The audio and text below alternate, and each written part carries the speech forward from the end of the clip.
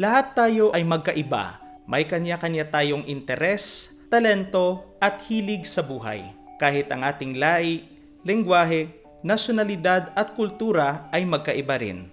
Tayo ay magkaiba pero magkapantay. Ito ay dahil sa ating dignidad bilang isang tao o ang tinatawag natin na human dignity.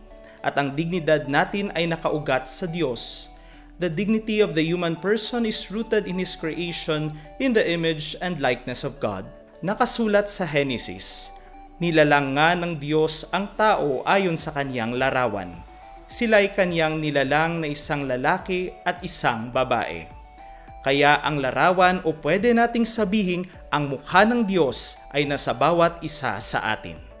Klarong-klaro po, walang sinuman ang mas mababa sa iyo.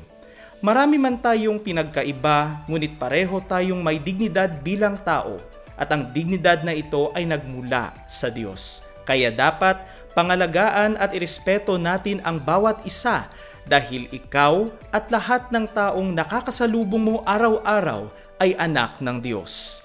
Tandaan, tayo ay magkaiba pero pantay sa dignidad. Brother Joko po, see you sa next episode.